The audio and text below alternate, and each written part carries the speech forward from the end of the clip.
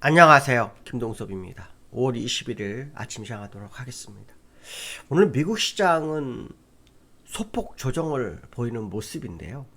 어저께 미국 시장이 무디스의 신용등 강등에도 불구하고 이겨내는 모습이었잖아요. 그런데 오늘은 특별한 이슈가 없는데도 불구하고 주가가 더 이상 가지 못하고 있습니다. S&P 500은 7거래일 만에 하락으로 전환했다. 뭐 이런 얘기를 하고 있는데요. 시장은 재료가 없다라는 게 악재인 거죠.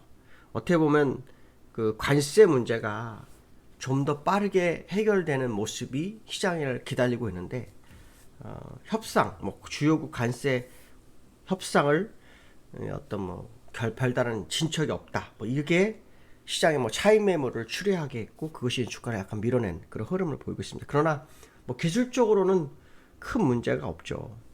실제로 관세 협상이 된 곳은 딱 한 곳밖에 없죠. 영국. 다른 나라는 아직 마무리가 없습니다. 물론 일본과 지금 협상을 이제 마무리해가고 있다는 뭐 그런 얘기는 있지만 아직 특별한 것은 없는 그런 상황이었고요. 연준 의원들은 그 물가 안정을 계속해서 강조하는 그런 발언을 하고 있습니다. 알베르토 무살렘 세인트루이스 연은 총재는요. 지금은 인플레이션과 싸움을 계속 하겠다고 대중에게 확신을 줘야 하는 때다. 뭐 이런 표현을 쓰기도 하고 있고요. 레피얼 포스트 애틀란타 연은 총재도 지금까지 관세 영향이 실제 수치로 나타나지 않은 부분이 많다라는 표현을 씁니다. 이 얘기는 뭐냐면 아직 금리 인하는 하지 않겠다라는 거고요. 관세 정책에 대한 결과를 좀 더 지켜봐야 되겠다라는 뜻으로 보입니다. 그래서 실제로 7월에도 금리 동결 가능성 71%가 넘어 버렸습니다. 그러니까 금리 인하가 당분간 힘들다는 얘기죠.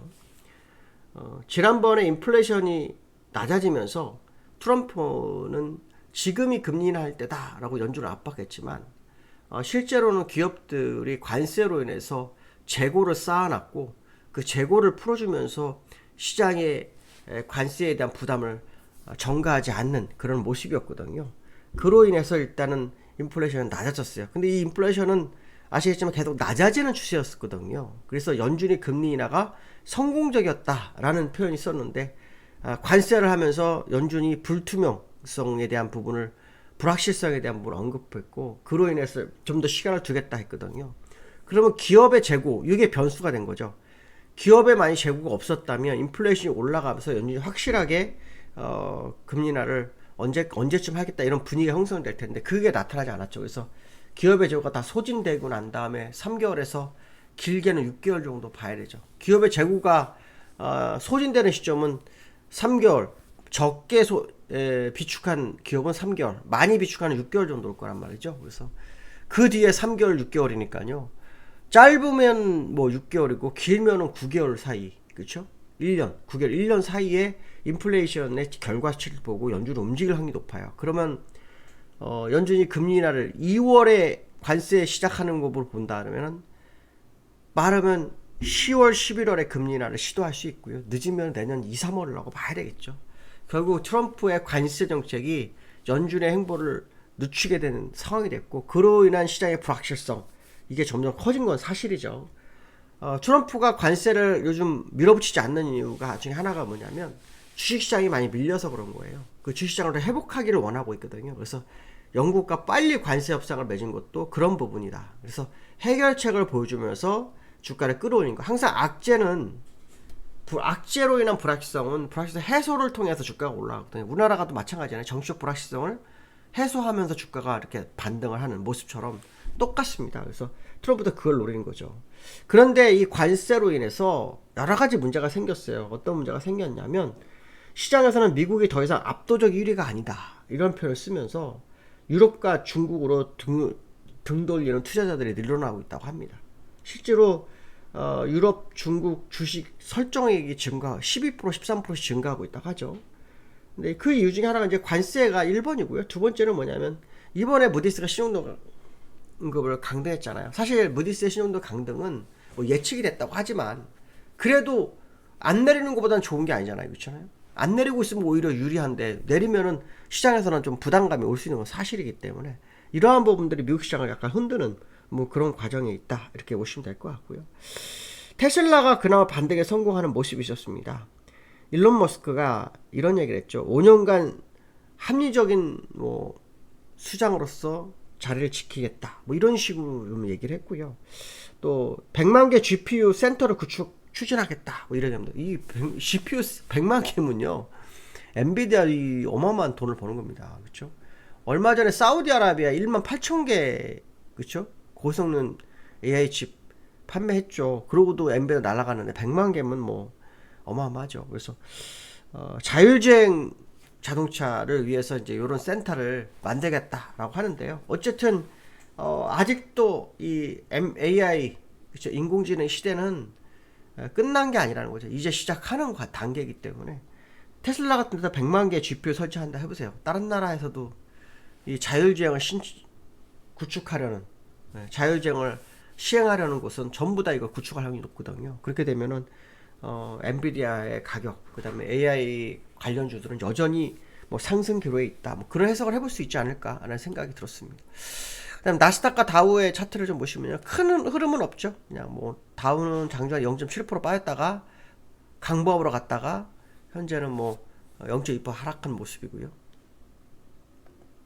그다음 나스닥도 마찬가지죠. 5일선을 어저께도 이탈했던 거 살려냈는데 오늘도 이탈했다가 5일선까지 갖다 붙였죠.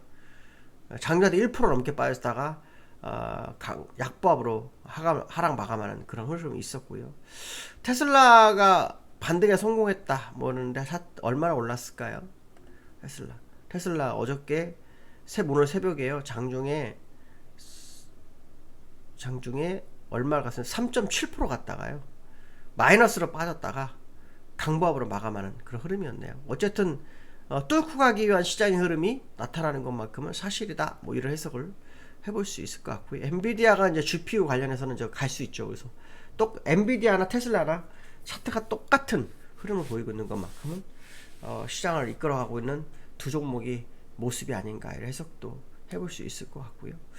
그 다음에 뭐 환율 우리 요즘 뭐 상당히 변화가 있어. 어저께도 제가 말씀드렸었는데 지금 5일선 우하향으로 막 떨어지고 있는 흐름이죠. 근데 기술적으로 캔들 모습은 여기가 이제 하방 경직성이 형성될 수 있는 그런 자리다라는 해석도 할 수 있거든요. 그래서 어저께 1389원 갔다가 1392원에 끝났는데 여기에서 1원 올라서 1393원. 일단 1390원 전후의 싸움이 지속될 확률을 열어두고 보실 필요성이 있고요. 지난번에 얘기했던 1320원을 다시 가려나라는 생각을 하지만 안 갈 수도 있다는 생각을 또 굳힌 부분도 있기 때문에 한번 지켜봐야 될 것 같습니다. 물론 1640원까지 갈 거에 대해서만큼은 뭐 여전히 유효하다라는 생각을 하고 있고요. 후행 스팬으로 보시면 여기가 1차 바닥이었기 때문에 하락 이력이 없어요. 하락 이력이 없습니다. 이런 경우에는 이제 횡보 내지 요 좁은 박스권이 될 확률이 높거든요. 좁은 박스라는 것은 제가 보죠. 1380원과 요 사이 1370원 사이에서의 싸움이 상당 기간 지속될 수 있죠. 후행 스팬으로는 이격이 없는 상황이기 때문에 그렇습니다. 그런 부분을 좀 확인해야 될 것 같고요. 그 다음에 이제 코스피를 좀 보시면 그저께 5일선 밑으로 떨어진 당대 어저께 갭상승으로 올랐지만 다시 5일선 밑으로 떨어져서 2600을 간신히 턱걸이 하면 지키는 그런 흐름을 보였거든요. 근데 5일선이 살짝 꺾인 상황의 모습이 보이고 있는데 이 자리가 기술적으로는 뭐 완전히 깨졌다고 하기는 어렵죠. 완전히 깨졌다고 하기는 어려운데 오늘 흐름을 좀 보셔야 될 것 같습니다. 저는 횡보 내지 일시적 조정이 잠깐 있을지 모르겠지만 방향성에만큼은 여전히 상방이 유력하다라는 생각을 하고 있고요. 우리나라는 뭐 3,300까지 간다라는 생각을 항상 하고 있는 상황이다 이렇게 보시면 말씀드렸었고, 특히 수급적으로 보면 그저께 외국인이 매도를 했어요. 선물은 매수했는데 현물은 방향성 없다가 마지막에 매도로 갔거든요. 그래서 외국인들이 다시 또 매도의 흐름을 보이는 것은 좀 아쉽지만, 그렇지만 매일같이 사지는 않습니다. 물론 뭐 예전에는 뭐 40일 연속, 뭐 50일 연속 이렇게 산 적도 있긴 합니다.